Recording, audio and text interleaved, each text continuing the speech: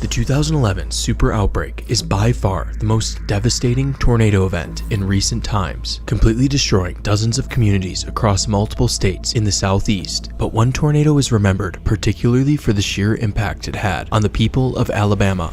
This tornado struck not just one, but two large metropolitan areas. This, of course, is the EF4 that impacted the south side of Tuscaloosa and tracked over 80 miles to Birmingham, Alabama. This is the story of the most infamous tornado in Alabama history. April 27, 2011 was predicted to have high-end parameters for tornadoes several days out. The day before, on the 26th, the Storm Prediction Center issued a high-risk outlook with a 30% hatched risk for tornadoes. But on the morning of the 27th, observed instability in wind shear, the ingredients that are essential for powerful tornadoes, were even worse than predicted, prompting the SPC to up the tornado risk to 45%, suggesting this day was going to be historic. By 2 p.m., a tornado outbreak was underway. Strong tornadic supercells in northern Mississippi are already producing strong tornadoes, including an EF5 in Philadelphia, Mississippi. Further south, another supercell formed, but it still needed time to mature. Other storms across the region began producing prolific tornadoes, but the storm to the south was still chugging along, moving into an increasingly favorable environment. James Spann and the ABC News crew are watching that storm very closely, noticing how the storm's path is going straight towards Tuscaloosa, the fifth most populated city in Alabama. And again, that one's going to want to move in this direction. So I'm just telling you, if this stays on that same track, that's going to wind up in Tuscaloosa.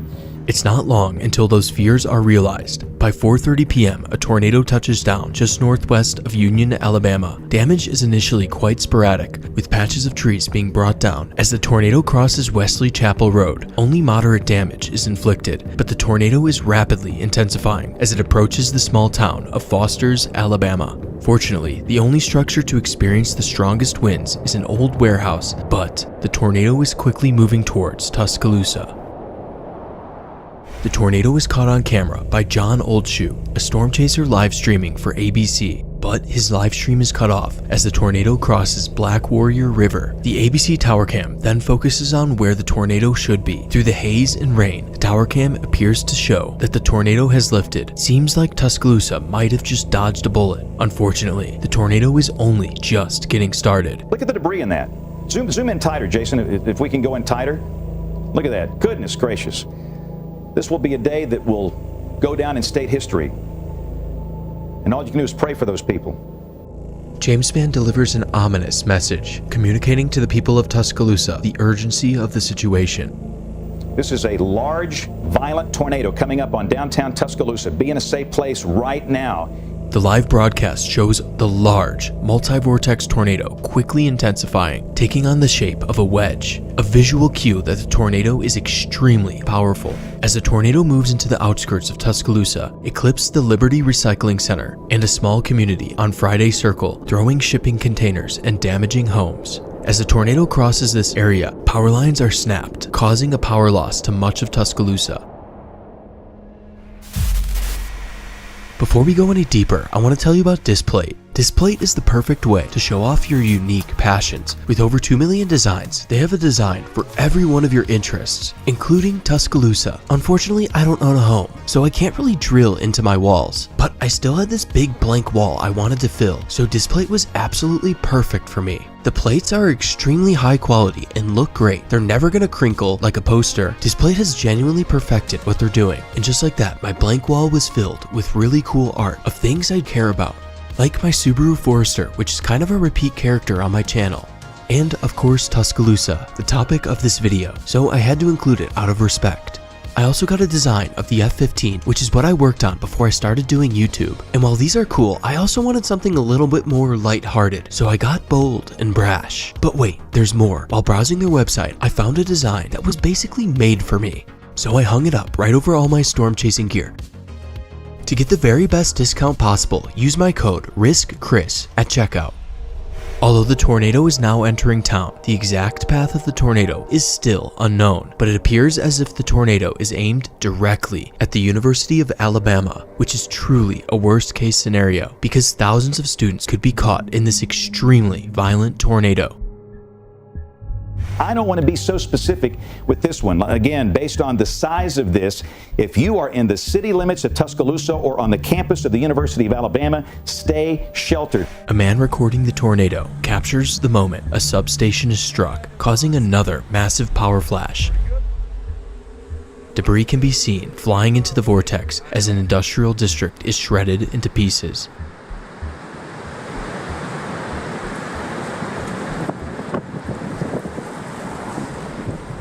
As the tornado approaches Interstate 359, Ryan Chandler films the tornado crossing just ahead where he had driven moments prior. We don't know if this thing can change directions. We're not. In this video, the tornado shows what is probably the most impressive display of horizontal vortices ever documented, and horizontal vortices are only associated with the strongest tornadoes. While the now violent tornado crosses the highway, a car on the interstate is struck, killing one of the passengers. This is the first fatality attributed to the tornado. At the same time, several people are sheltering under this overpass. One of the few taking shelter under the overpass is UPS driver Jimmy Jones, and by some miracle, he survived. Several vehicles were rolled and mangled, including Jones's UPS truck. After surviving a direct hit from the tornado, Jones takes this photo, showing the monster that had nearly killed him. After crossing the highway, the tornado was now moving into a residential part of town, a public housing complex. Rosedale Court takes a direct hit. Trent Miner films the tornado as it's impacting Rosedale Court, eventually taking cover. Dude, this is gonna hit us directly. The lower quality construction is no match for the violent tornado. Much of the complex is leveled, sadly killing 9. The tornado continues its wrath towards Charleston Square Apartments. Trent fortunately survives the encounter, but tragically, 3 University of Alabama students are killed here. Melanie Mixon, 21, who is majoring in accounting, Marcus Smith, 22, who is studying management and information systems, and Ashley Harrison, 21, who is majoring in economics, finance, and legal studies. Ashley was only a week from receiving her degree in economics. Her body was found over 100 yards away in a field. Her boyfriend, Carson Tinker, a football player, was with Ashley when they took cover. Tinker survived with only a broken wrist, showing just how chaotic and random tornado deaths can be. 2 other Tuscaloosa residents, including a student at the University of Alabama, capture the moment the tornado overtakes Charleston Square Apartments, with each narrowly avoiding the tornado to the north and south. As the tornado continued northeast at nearly 60 miles per hour, more homes are struck. Video of the tornado at this time as it crosses to the south of the onlooker is one of the most incredible tornado videos ever captured, showing the immense power and size of the tornado. Look how big that thing is. This video also shows how the tornado had an extremely loud jet-like roar. Several more homes are destroyed at EF3 strength before the tornado encounters Forest Lake. The flat surface of the water allows the winds to intensify due to a reduced amount of friction. These winds rush onshore, violently striking and wiping out the large homes of Forest Lake Drive. Here, trees are reduced to splinters. The tornado now closes in on the intersection of 15th and McFarland Boulevard, a busy intersection on the south side of Tuscaloosa with several shopping malls and businesses. But also just to the north of the intersection is the DCH Regional Medical Center, the one place you don't want to get hit because an impact here will threaten the lives of many patients while also depriving the city of a place to treat tornado injuries after the storm has passed. Jason Rosalowski films the tornado from the University Mall parking lot.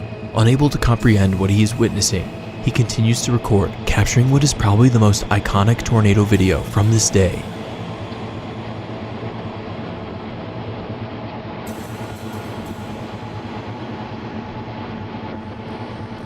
The tornado fortunately misses the Regional Medical Center just to the south. Instead, the tornado hits the homes in Cedar Crest, where the neighborhood is completely gutted, killing 3, including another student, Brandon Adderton, a 23-year-old studying economics. After crossing McFarland Boulevard, the tornado rampages onwards, destroying even more homes and businesses. The tornado races across the railroads, fortunately passing just south of the main University of Alabama campus. But the tornado is still destroying large areas of homes, much of which is student housing. One video taken by a student of the University of Alabama shows just how close the tornado actually came to impacting the university. missing it by only a few hundred yards. Had the tornado hit the university, countless more deaths would have certainly occurred. Fortunately, the university dodged a bullet.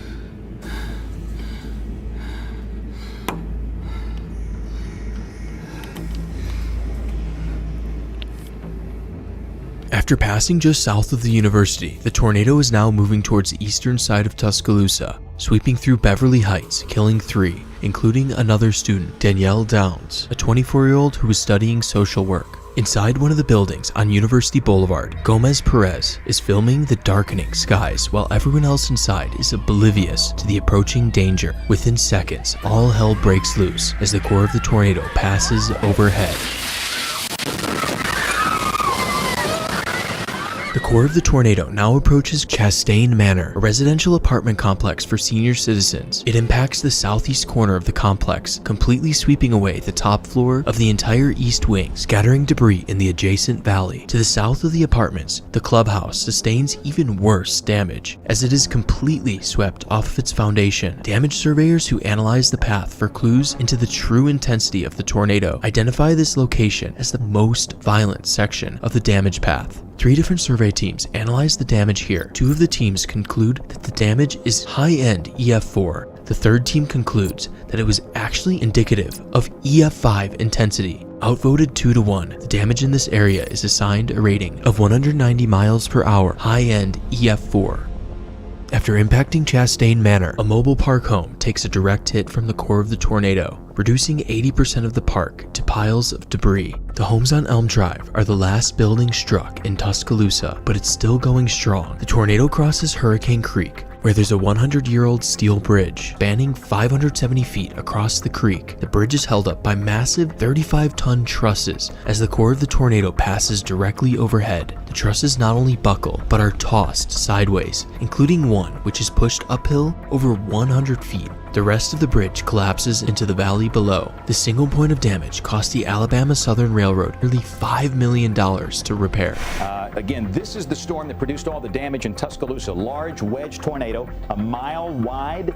Even though the tornado had left the dense suburbs of Tuscaloosa behind, sparsely populated rural communities still exist in the path. The surrounding mature forest is shredded. Here, the tornado demonstrates what is perhaps its most violent form yet. Manufactured homes impacted by the tornado cease to exist, while a very large house south of the core is completely swept off of its foundation. On Recreation Road, several more homes suffer a similar fate. The National Weather Service notes another 190 mile per hour damage indicator, once again just shy of an EF5 rating. At nearly a half a mile from the center of the tornado, the Eagle Cove Marina on the Black Warrior River is subject to damaging winds. Several boats sink, while warehouses are shredded to pieces. Lakeside homes are scattered into the water, while a quarter mile to the south, homes are swept by the apocalyptic winds within the tornado. Since the tornado was now over less populated areas, there's a lack of any tornado footage. However, the KBMX Doppler radar is scanning the tornado at 2,000 feet above the ground, and now, at 520, the strength of the tornado reaches an apex. The sum of the opposite velocities, known as gate to gate, is 280 miles per hour, giving a rotational velocity of 140 miles per hour, tying the previous record held by the 2007 Greensburg, Kansas EF5. These values are telling. A structure does not need to be impacted to know that this tornado is incredibly violent.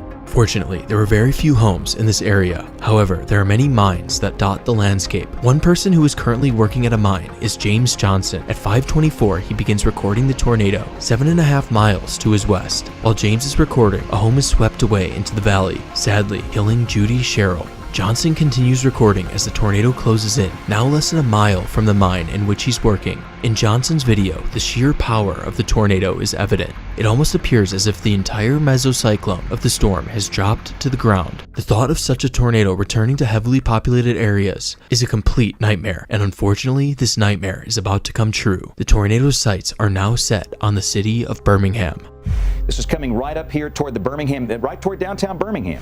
As debris begins to rain down on Birmingham, the tornado begins to move into the western Birmingham suburbs. Several homes in the Valley Creek community are destroyed. The tornado crosses 15th Street into the Oak Grove coal mine. Numerous large industrial structures are toppled, while dozens of storage containers are flung to the east. The The tornado then moves into the town of Concord. In Concord, framed houses are demolished and occasionally swept away, leaving only bare foundations. At one swept home, a concrete porch is shattered and is shifted by the incredible winds. The next batch of homes impacted on 14th Street are more exposed at the top of hills. This lack of protection results in several framed homes to be swept off of their foundations, with their debris thrown into the valley below. The tornado then moves into the densely populated neighborhood, Pleasant Grove, a large suburb of Birmingham. Here, hundreds of homes are reduced to piles of rubble. And as the tornado crosses 11th Avenue, a 300-yard convergent streak of granulated debris is smeared across the ground in a process called windrowing. This damage pattern is only created by the most violent tornadoes. These intense winds are powerful enough to sweep and shift the foundations of even more homes in Pleasant Grove. Sadly, 5 more residents were killed here. Residents to the south in Birmingham record the violent rain-wrapped tornado as it tears through Pleasant Grove. This 1-minute period forever changed the lives of countless people.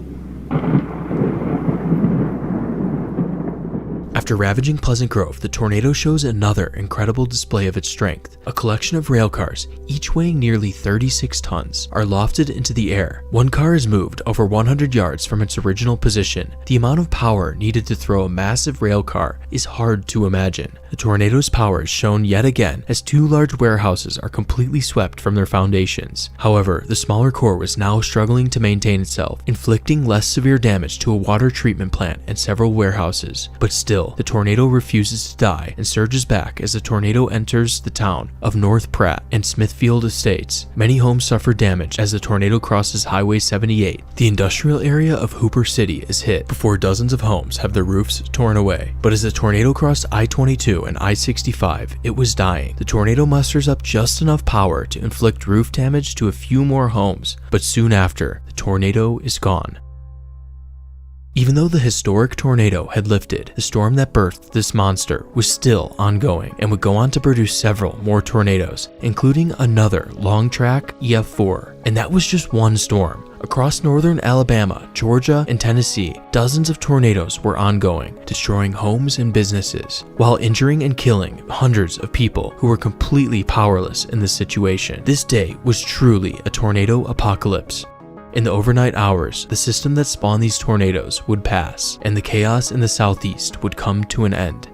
A 6th student, Morgan Seigler, would succumb to her injuries while being treated at the DCH Medical Center. The tornado had left 64 people dead, 6 of which were students at the University of Alabama. The tornado had also caused more than 1,500 injuries, many of which were critical despite not being fatal. In the days following this tragic tornado outbreak, President Barack Obama would visit Tuscaloosa to take a ground tour of some of the affected areas. Obama said he had never seen devastation like this and declared a federal state of emergency in Alabama. And I've got to say, I've never seen devastation like this. In total, the tornado was on the ground for 90 minutes, and during that time, the tornado caused a staggering cost of $450,000 worth of damage per second, totaling about $2.4 billion in damage over its entire path, surpassing the 1999 Bridge Creek Moore F5 as the costliest single tornado in United States history. But the record wouldn't last long, as less than a month later, this number was surpassed by the Joplin EF5, which caused an even more substantial $2.8 billion in damage. Aside from the damage caused, the other thing the Tuscaloosa tornado is remembered for is its frightening appearance. Multi-vortex tornadoes are tornadoes with pronounced subvortices circulating around the main vortex, and Tuscaloosa is the best tornado for visualizing this concept, as it had the most insane horizontal vortices ever recorded. This appearance is very indicative of a violent tornado, as it suggests high levels of vorticity aggregation, which helps strengthen and mature the tornado even further.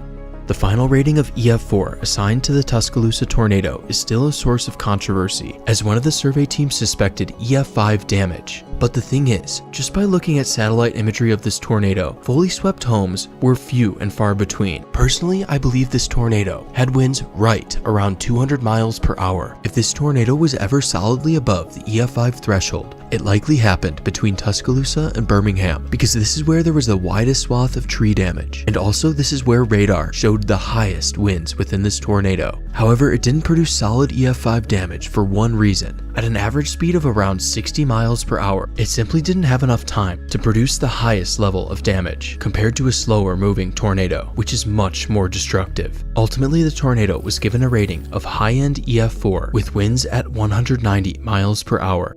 The Tuscaloosa tornado will be remembered for a very long time, as it is clearly the defining tornado of the most prolific tornado outbreak in recorded history.